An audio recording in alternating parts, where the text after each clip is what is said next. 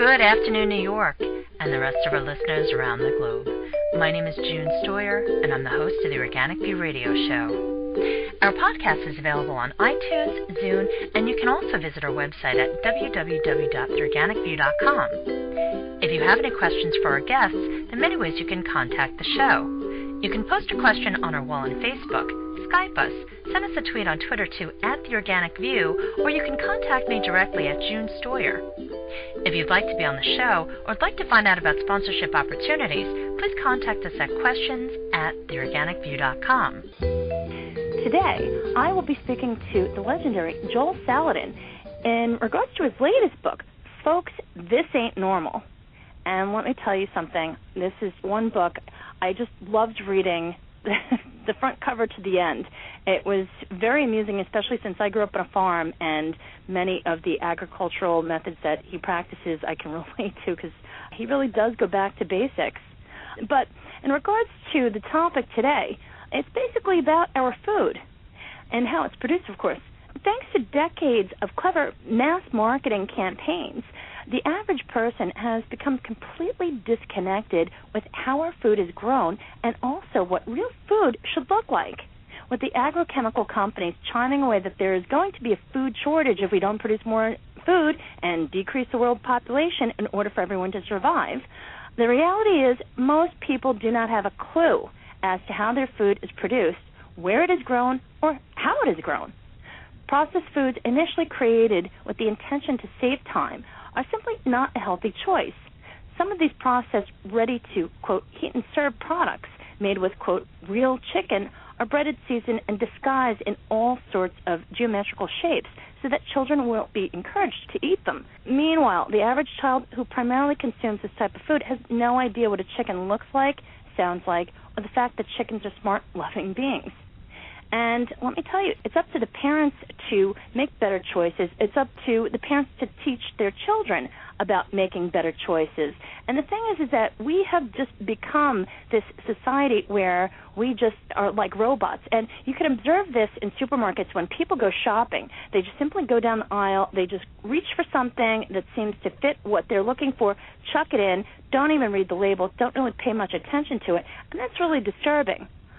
It's important that people that actually grow the food and are working to educate others about what they really need to know about food are out there teaching people the things that they need to know. And that's one of the things that I really love about Joel Salatin. He is an organic farmer from Virginia, and he talks about not only the problems that he sees as an organic farmer, but also as a consumer of organic foods. So I would like to welcome to the show Joel Salatin. Good afternoon, Joel. Hi, June. Thank you. It's great to be with you. Great to have you. I must say, I really, really enjoyed reading this book. And I read a lot of books. A lot of people don't realize that every author that I interview, I do make it a point to read the books because it's very important to me to understand what people are writing about and the fact that they take so much time out of their lives and away from their families to put something down on paper for others to read and enjoy. And there were so many different things about your book. I mean, it's not only educational, but you really touch upon so many different issues. I don't know if we're going to have the time to cover everything, but I certainly hope to cover as much as I can in today's show. Joel, if you could be so kind as to tell us about your farm, Polyface Farm, and why are you on the farm? How come you didn't opt to just go out there, hit corporate America, and go away from farm life? Well, like me. I just always loved the farm. I guess my sense, even going back as far as I can remember, was that I just enjoyed being surrounded by abundance, by life, by biology, and just the sense of being nested, of being nestled in an abundant womb. There's just something about it, and I just fell in love with the farm. I fell in love with the animals. I fell in love with soil, earthworms, everything. And there's just not much about it I don't like. Now, it's funny. I grew up on a farm. I went away from the farm, and what am I doing? I'm going right back to where I started. And I still, I compost. I grow as much as I humanly can. I do everything that basically I was taught in the farm, with the exception of having my own animals and a tractor and, the whole kit and caboodle. I often joke to my friends and I say, when they say, what was it like growing up? And I tell them, E-I-E-I-O. Anything to do with farming, that was my parents. Mm-hmm. Yeah, well, and even people who aren't actively growing something, or maybe they're in the middle of a asphalt jungle or something, and it's very difficult to grow something. You have to understand that we all, the way we eat and the way we spend our money has a big effect on how food is grown.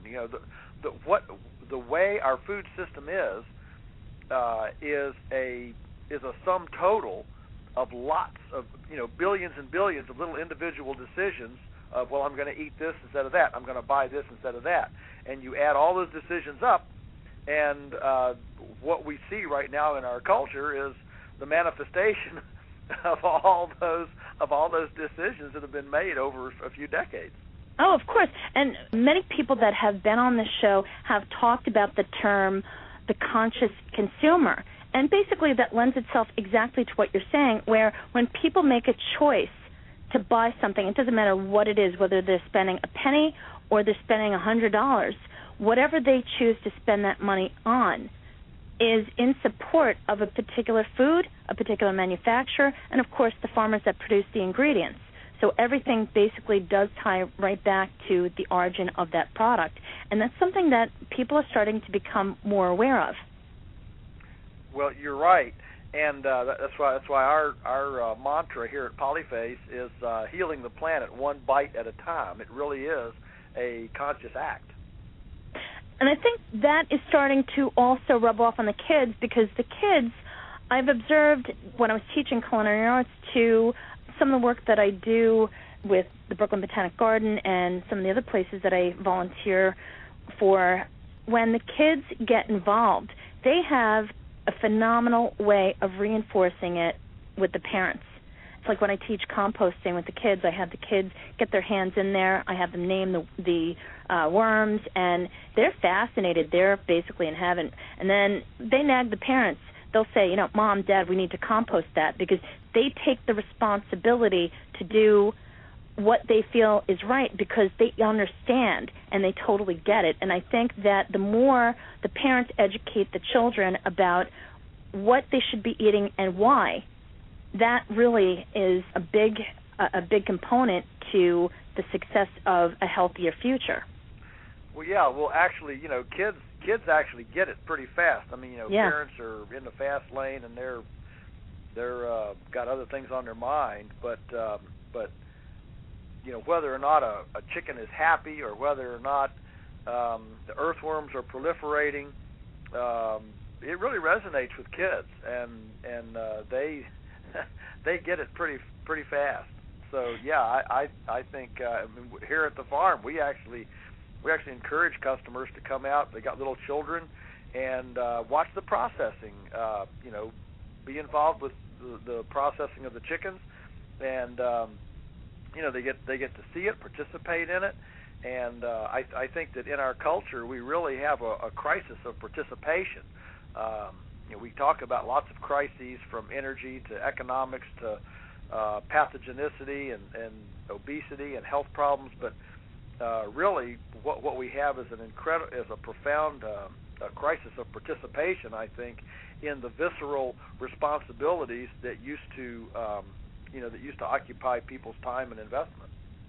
I think it's interesting that the kids are still disconnected. I remember when my brother and I first moved up on the farm in upstate New York in the Catskills, and I was rather shocked to find out that there were a number of kids that were born in the country that had never seen a cow up close and personal, gone into a hen house to retrieve chicken eggs, or things like that. I was really surprised. So this isn't something that kind of sprung up overnight. This has been going on for a very long time. Yes, it has been. I mean, it's been going on. It has accelerated for sure in recent times. I mean, we're the first civilization in history that has actually had the, may I say, luxury, I mean, many people would say luxury, where we've actually had the freedom or the opportunity to actually be this, this disconnected or this free, if you will, from the things that bound people together in their homes and their communities, from seasonal eating to food preservation to to artisanal, making leather and all the things that people did in villages and communities and had a part of. Today, the average person is extricated from that, and the average American knows way more, or is even more impassioned, I should say, about knowing the latest belly button piercing in Hollywood celebrity culture than what's going to become flesh of their flesh and bone of their bones at 6 o'clock. It's very true, and I think that's because of the fact that we have adopted this whole way of thinking that we don't need to pay attention to our food because we need something that's fast, that's quick, that gets the job done, just like with everything else. And there was a big movement throughout the 60s and 70s to save time so that you would have more leisure time. And the bottom line is that the more disconnected we became from our food, and the source of the food rather, the more we began to have different issues with our food. And it's just interesting.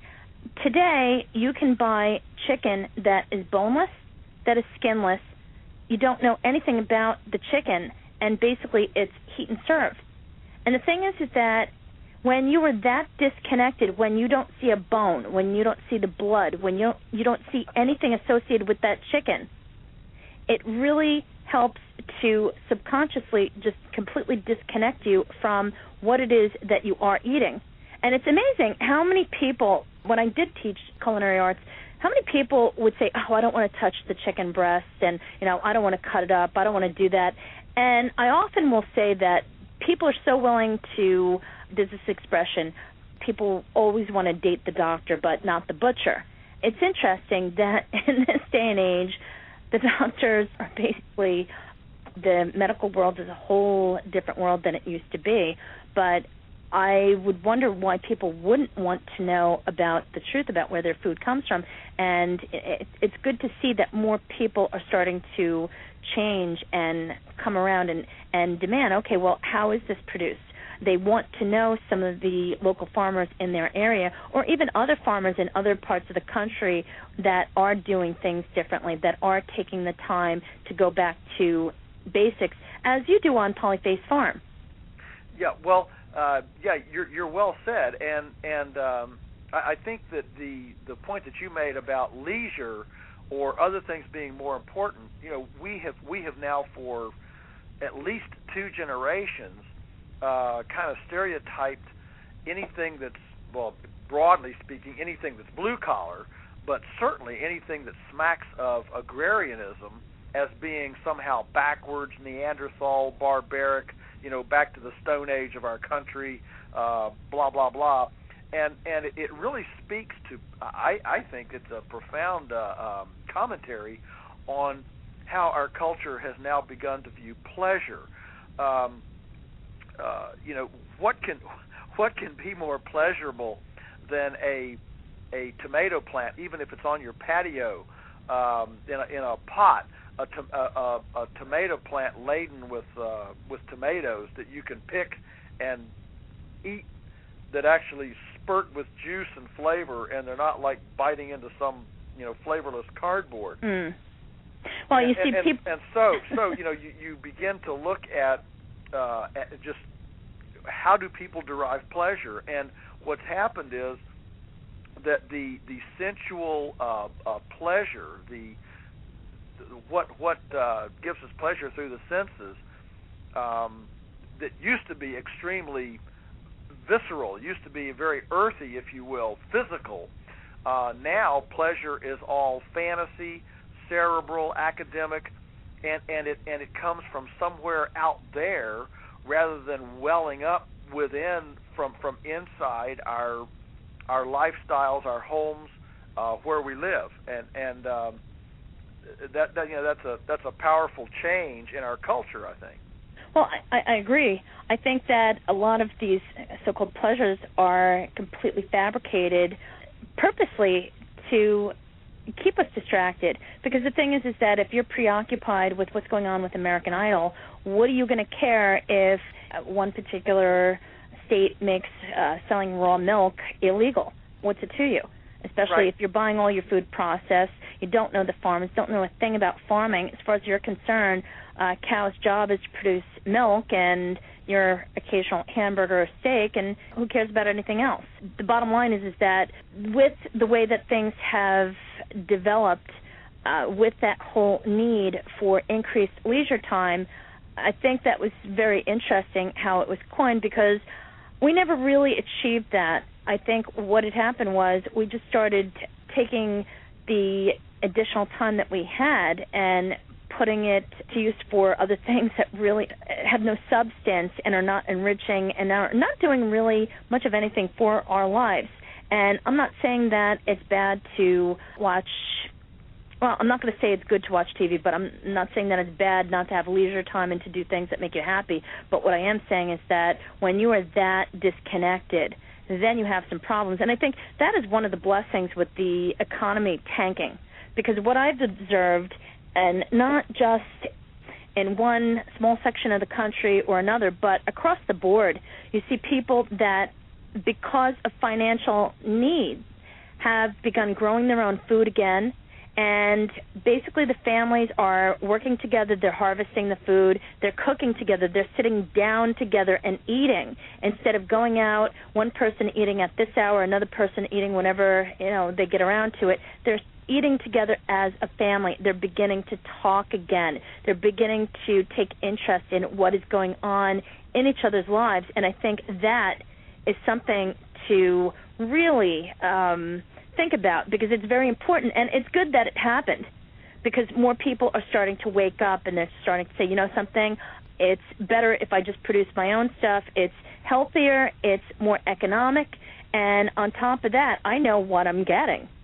Right. Well, actually, we as a culture, we essentially abdicated our responsibilities, and kind of by faith, we gave over this food responsibility to others over couple decades, and so to where we're at the point now in our country where we have twice as many people incarcerated in prisons as we have growing our food, which is again a very aberrant civilizational statistic. It's the first time it's ever been done. We are absolutely a guinea pig culture flirting with abnormalities on a scale that no civilization has ever even thought of. And the fact is, you cannot have an integrity food system when you have the level of disengagement and lack of participation that we have in the culture. I always tell people, they say, "What can I do?" I say, "Look, I wish I could snap my fingers and everything would be changed, and you could actually have an integrity food system and not have to take any responsibility yourself." But nothing is like that. If we're going to actually have responsible living, responsible anything, it's going to take participation on a lot of people's part. I read a fascinating statistic recently that the average American male, 24 to 35 years old, spends 20 hours a week playing video games. And yet, how many people say, "I can't get in the kitchen, I can't cook, I can't, locate good food, I can't visit farms."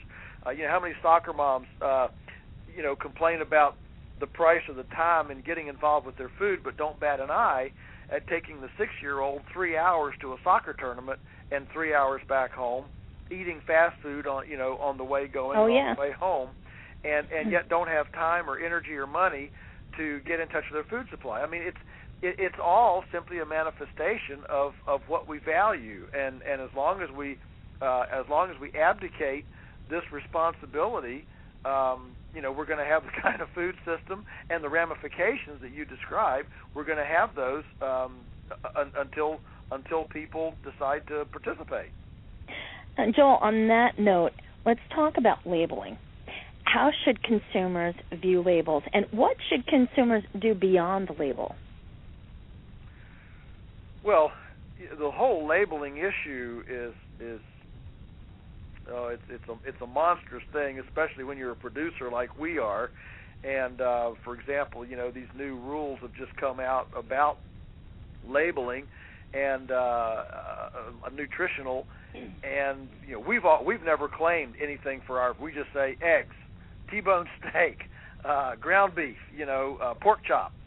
We don't claim anything, but now we have to put these nutritional labels on, which of course would cost several $100s per item. So we can't afford, as a small farm, we can't afford to put nutrition labels on that are accurate to what we produce.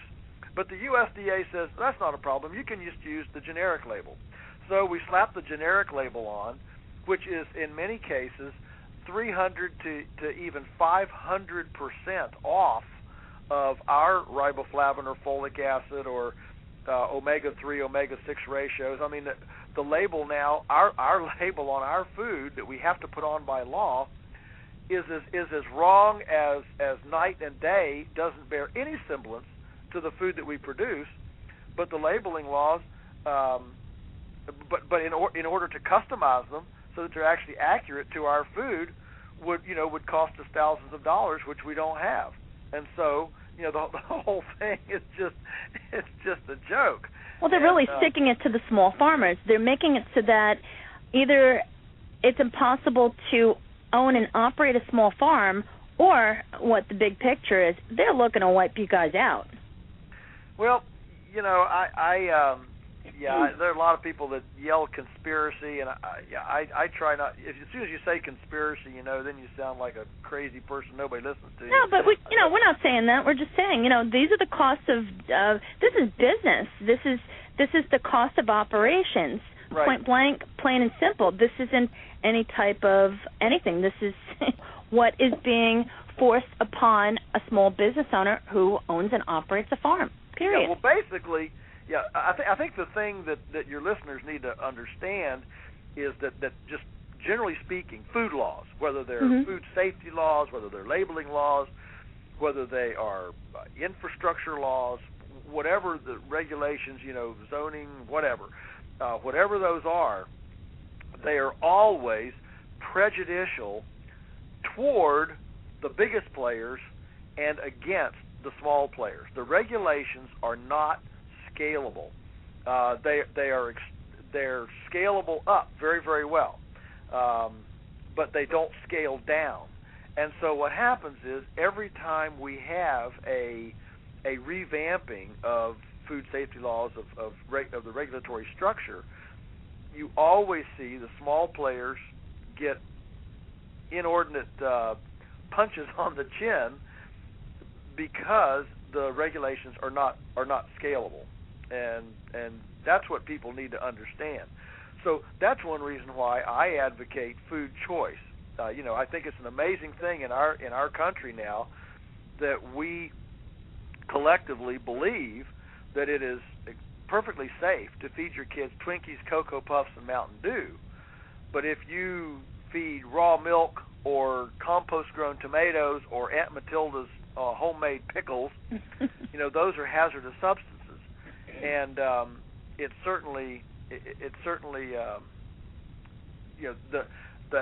health and sickness statistics certainly don't bear that out.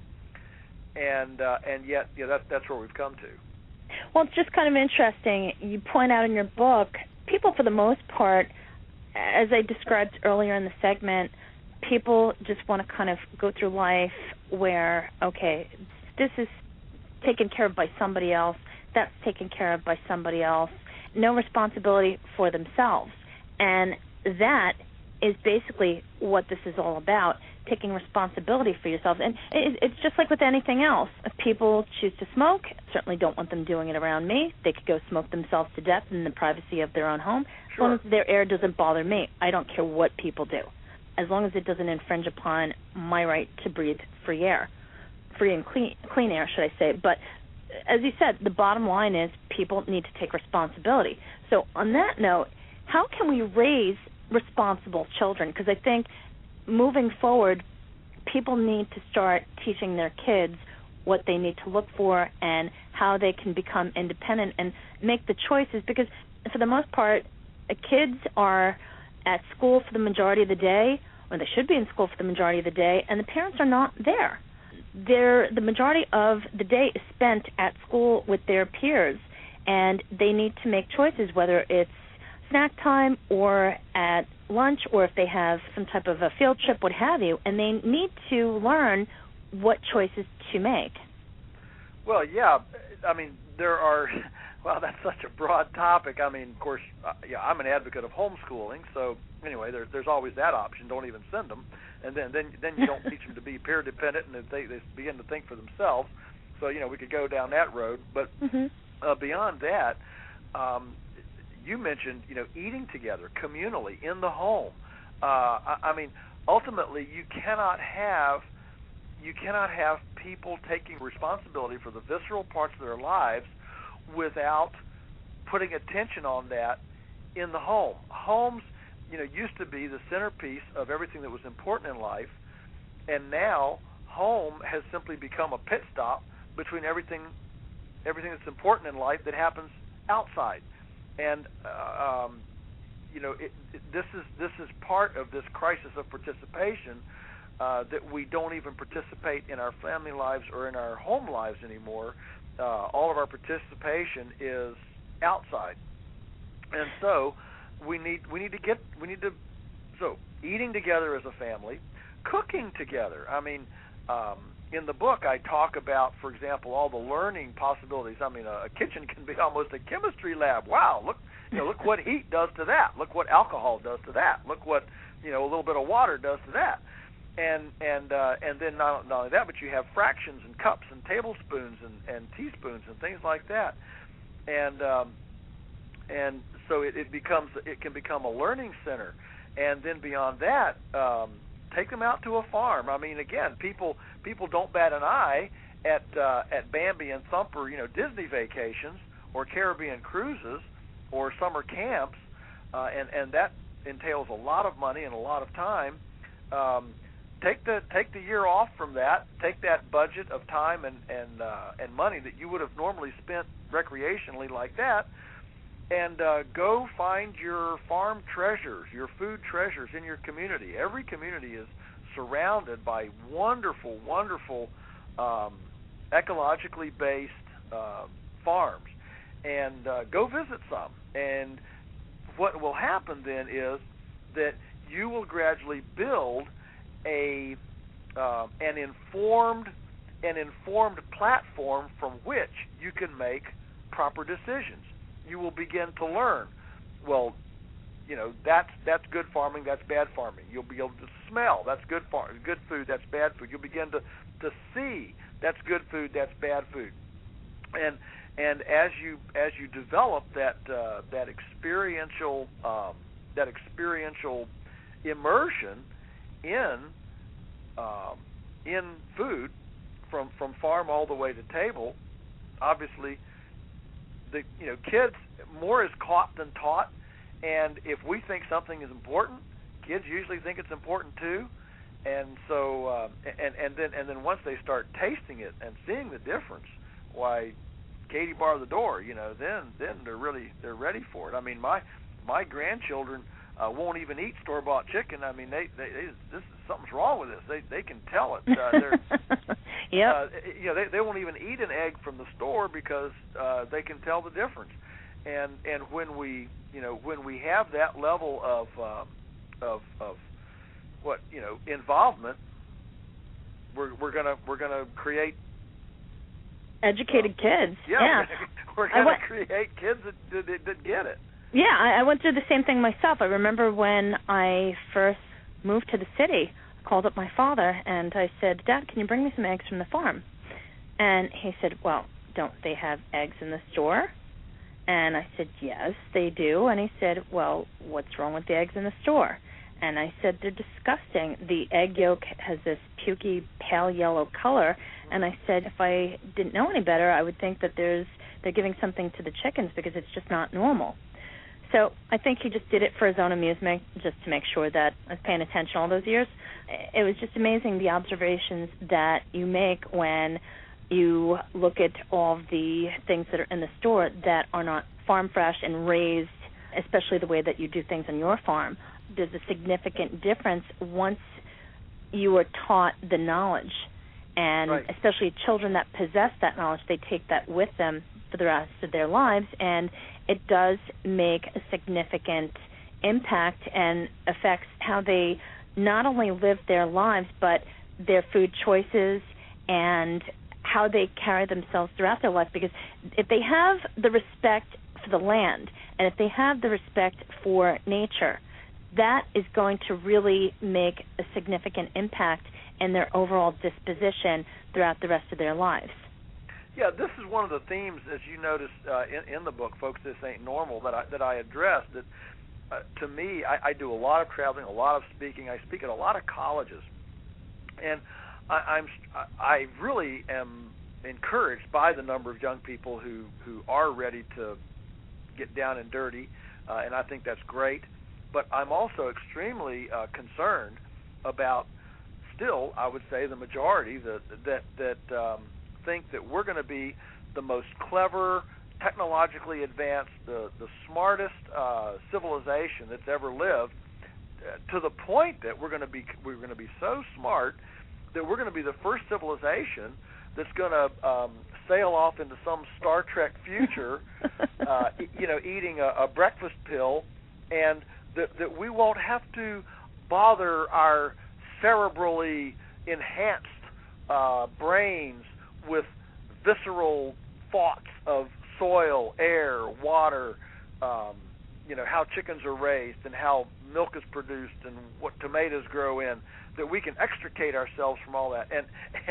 And that's a very dangerous situation to be in. We've already tried for arguably 2 generations to abdicate our responsibility and put our faith in multinational corporations and processing facilities and Taco Bell, McDonald's, and Monsanto and Ciba-Geigy and everybody else, and we've put our faith in that, and look where it's gotten us. It's gotten us, number one chronic disease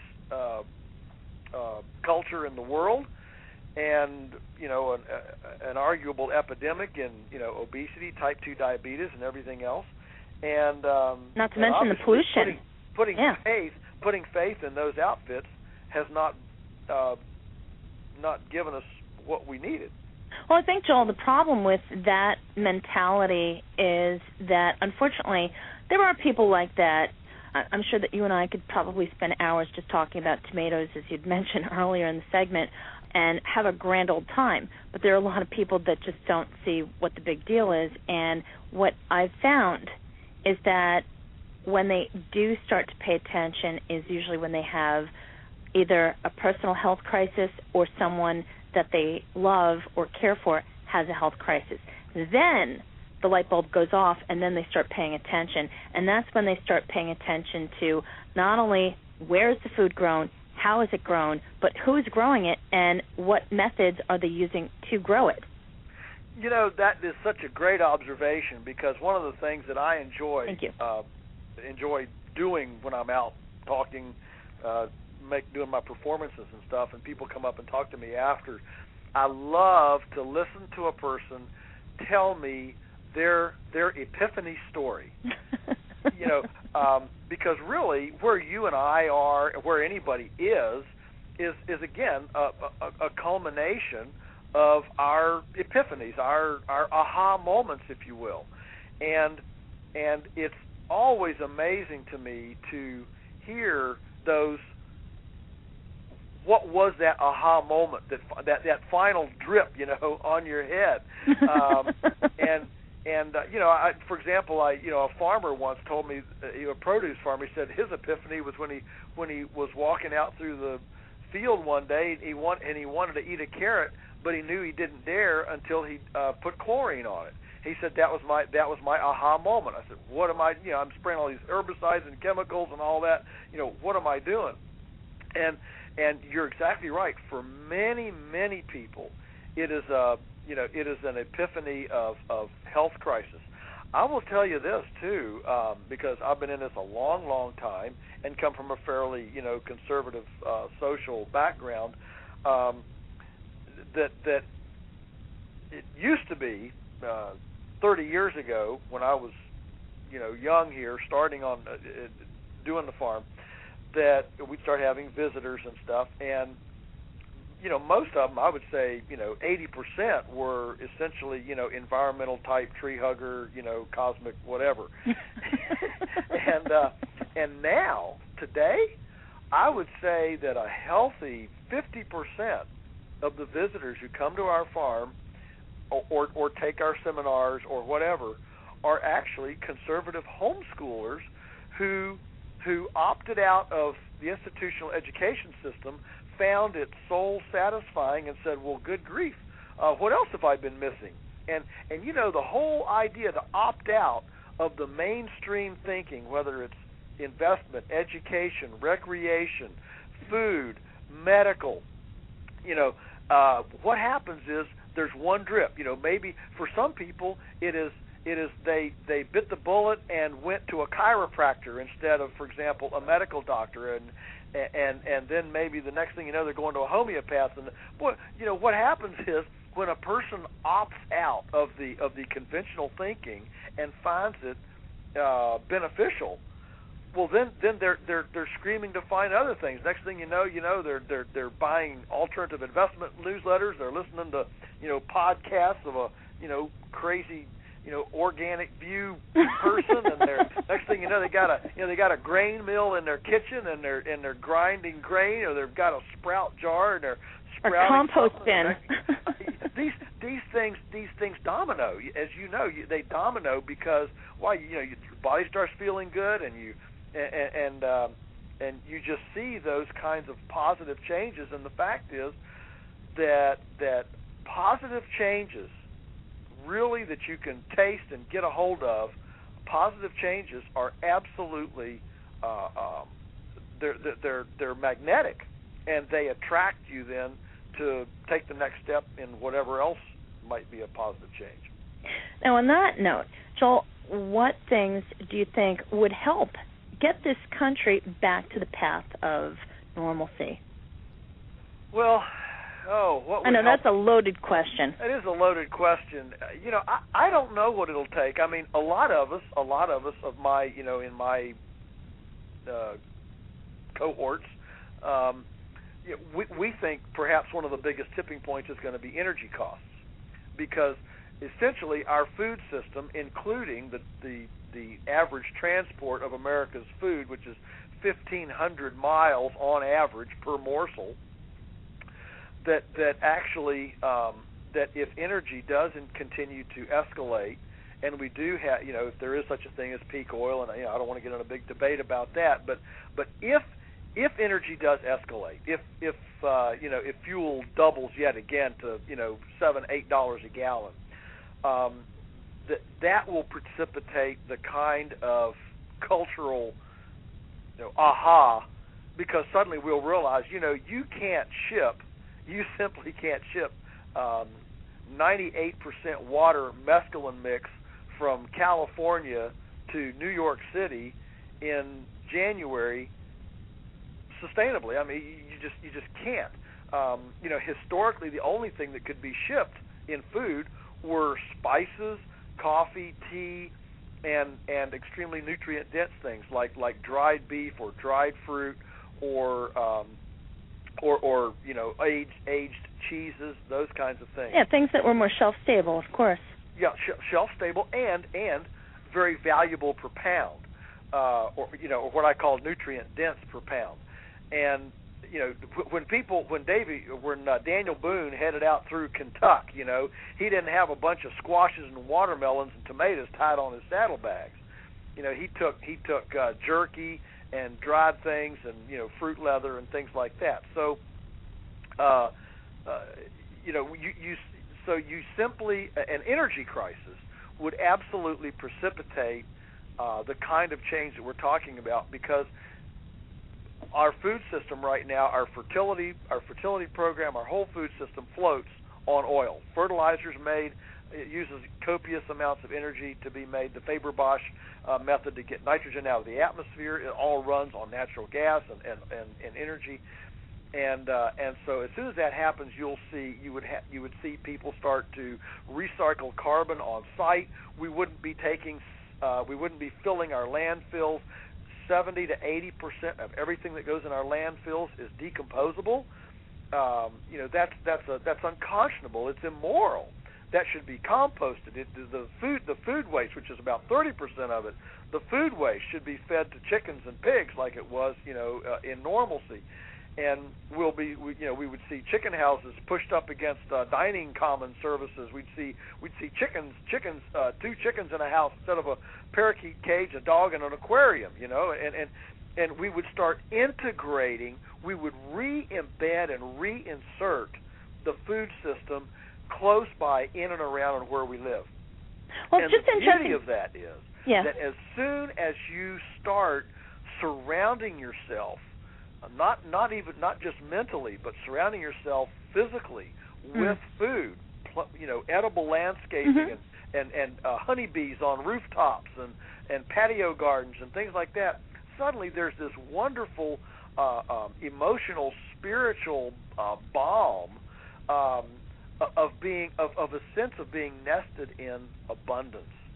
And in a time when many of us think that we're in a precarious precipice, to be nestled in and to be able to look out and see abundance is big. That's one of the reasons why I'm big on restoring the domestic larder. We don't even use the word larder anymore. But in our house we could pull the plug on society. We could eat for a year, and I don't mean eat a bunch of dried stuff from one of these survivalist companies. I mean our own canned goods, our own garden and vegetables and canned applesauce and things. Yeah, and you would remain healthy. And it's interesting how many companies are pushing out these products that are survival foods that have a shelf life of like 20 years, and it's like, you really want to eat something that's 20 years old? And I certainly don't. What I have also observed is that there are a lot of foods that we do not recognize as edible because of the fact that the clever marketers have basically told us, no, this is a weed. The dandelion is the enemy. You must eradicate it from the lawn, from your home environment. And I remember doing very successful lecture on dandelions, and it was very interesting in my research. One of the plants that provided some sustainable nutrition to people who had survived the Holocaust was the dandelion. Imagine if there were no dandelions available during the Holocaust when there was no food, there was no nothing. Right, that's right. There are so many things that we just dismiss offhand because it doesn't come in a vacuum-sealed package with a SKU number. Exactly. And it didn't get beeped across a barcode reader from a cash register. It's crazy. And so energy could be a catalyst. I don't know, but that's possible. Another catalyst, obviously, could be some major pathogenicity. That could be one. Certainly, one of the catalysts that's happening right now is just the healthcare crisis. I mean, I don't want to get in debate again about the healthcare and public and private and all that, but I will tell you that the countries that the U.S. is trying to model its healthcare plan from are decidedly healthier per capita than the U.S. And one of the reasons that the government approach in the U.S. and one of the reasons healthcare is such a big problem in the U.S. today is because we are such an unhealthy culture. Well, it's not just the food, but it's the environment. I mean, the amount of chemicals that are being dumped into the land, and the stuff that's being dumped into the air. I mean, it's everywhere. It is ubiquitous, and that's why the more people, rather, that start to pay attention to where their food is coming from, who's growing it, how it's being grown, not just shoving it in their wagon or their basket and saying, oh, this is what I need, that's it. But the more that they pay attention, the more that they're going to understand what is involved with that process. And the thing is that would also matter as far as the types of chemicals that are being used to grow those types of foods. Well, yeah, you have to understand that every time food gets, or maybe not every time, but basically when food gets processed, when you take the ingredients in DiGiorno's frozen pizza, for example, frozen microwavable pizza, that pizza becomes a totally different critter than the raw ingredients that went into it. And that's true for, practically everything from chicken nuggets to whatever, and to Cheerios. I mean, I remember well as a decades ago. I remember reading about Wheaties, and that you could take Wheaties and feed rats and they would die. But if you took the raw ingredients that were listed on the label and fed rats, they were perfectly healthy. That's scary. And so the fact is that there are a lot of things that are done to foods. I mean, take Velveeta cheese. Cheese, can I leave it? Do I have to take it? cheese that squirts out of a tube. Folks, this ain't normal. I mean, and food that won't rot. I have a whole chapter in the book about food. Good food should rot.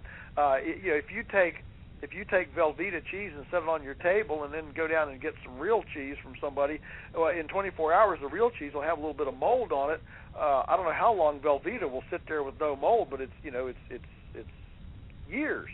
And well, so the key word on the package done by the processors is done to stabilize and create shelf life of food. And the fact is that living food spoils precisely because it is alive.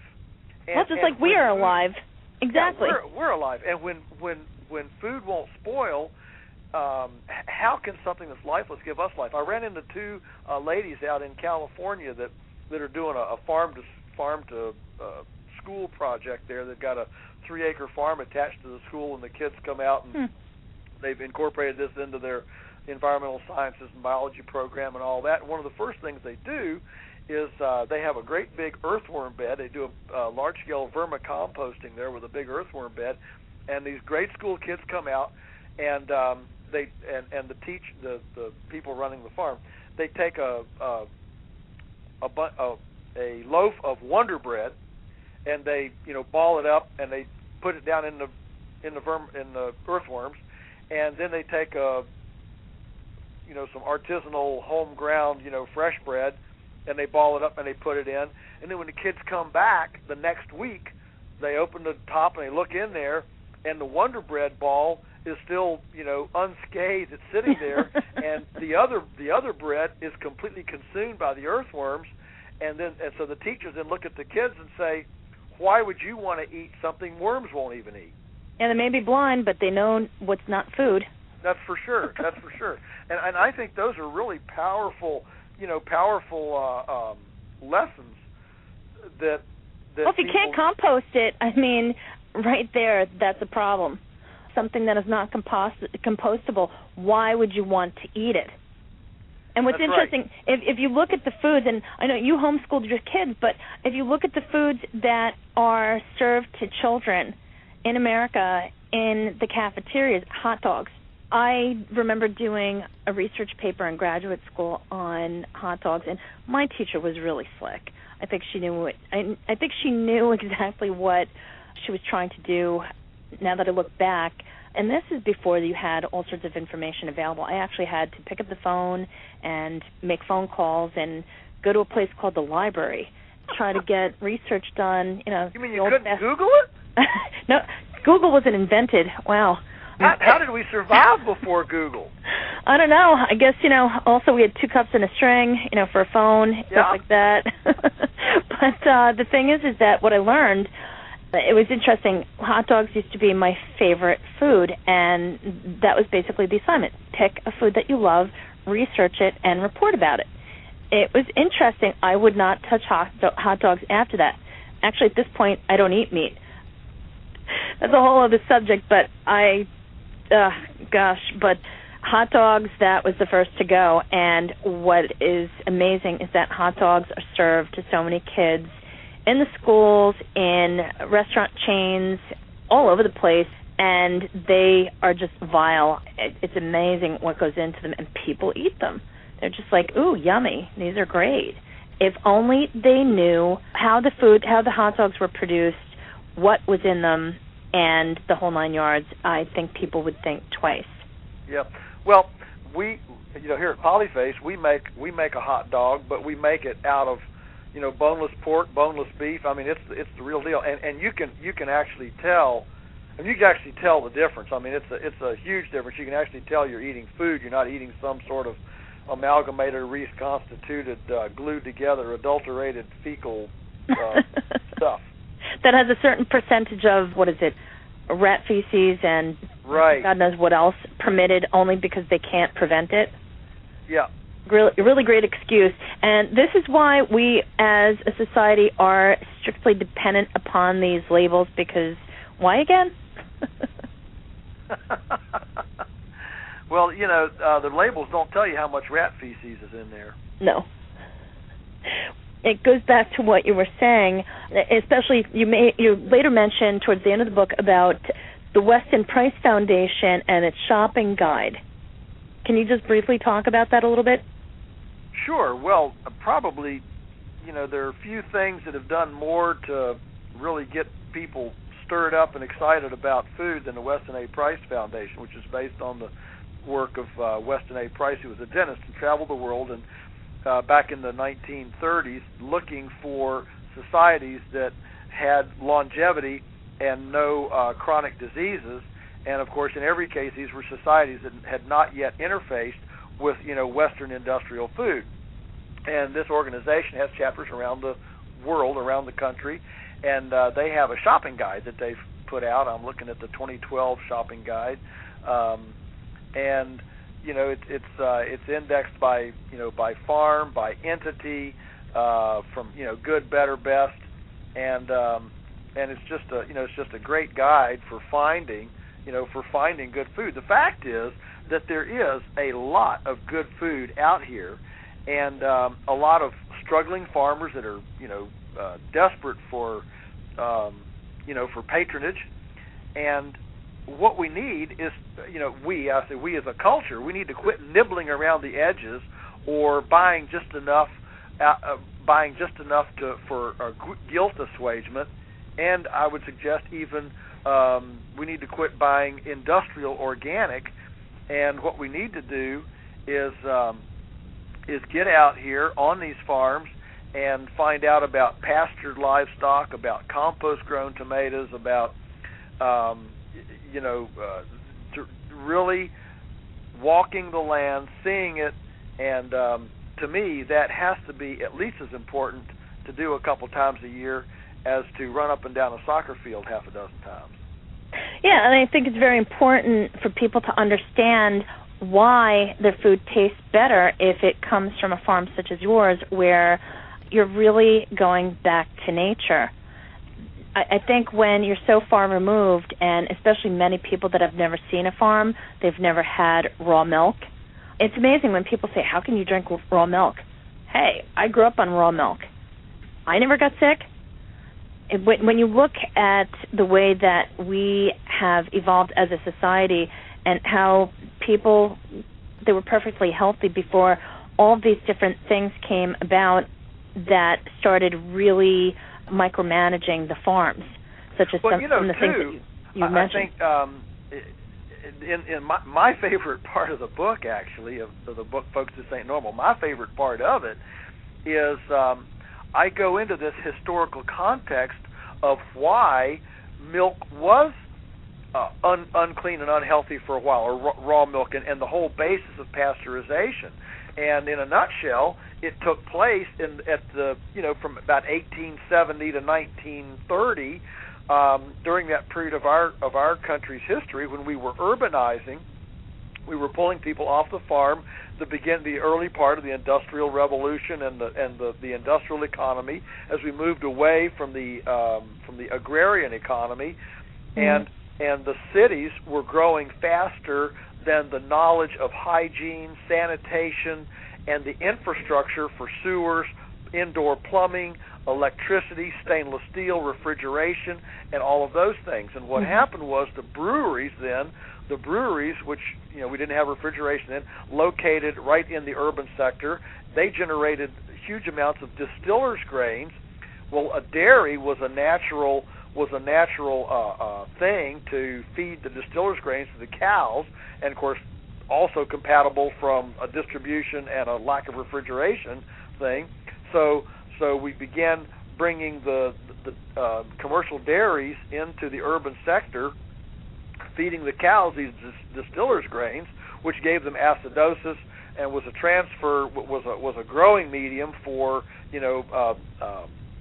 brucellosis and undulant fever and all these kinds of things, and that passed through the milk. And I mean the pictures of these urban dairies are just unbelievable. The manure, we were still, remember, this was a time when doctors were still debating each other whether or not they should sterilize their scalpels between amputations.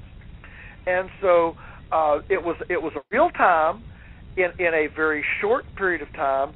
And today, now we have all the knowledge and the infrastructure and the ability to not have all those issues, and so there's no reason why we can't go back to the pre-1870 period when we were an agrarian society and nobody was having these sicknesses.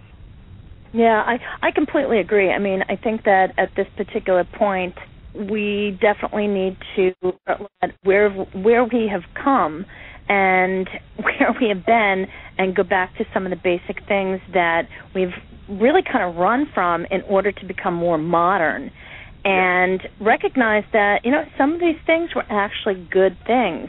It's just this need to become more modernized. Nobody wants to go back to living in a cave. I certainly don't.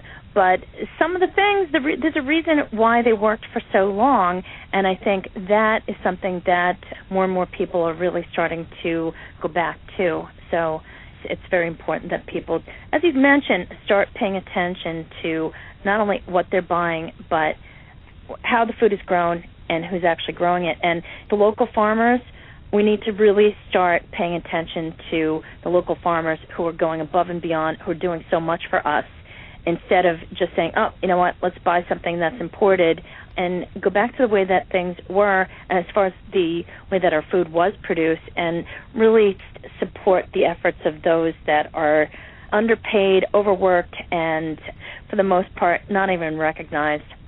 Great. I agree. Joel, thank you so much for coming on the show today. Can you give our audience your website, and also, do you have any upcoming book signings or tours that you're going to be doing? Oh, yeah. I would just move people to our website, polyfacefarms.com. You can just Google Polyface, Polyface, the farm of many faces.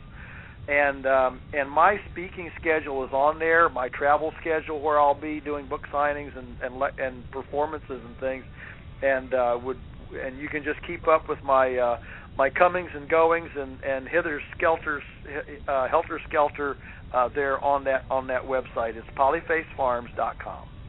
Thank you so much. And if you have the opportunity, get a copy, whether you order it online, take it out in the local library, do whatever you have to do, download it to your Kindle, but get a copy of Joel Salatin's latest book, Folks, This Ain't Normal. Great book, a lot of information there. It was actually very enjoyable to read it, if I do say so myself. Thank you, everyone, for tuning in. This has been June Stoyer with the Organic View Radio Show. Have a great afternoon, everyone.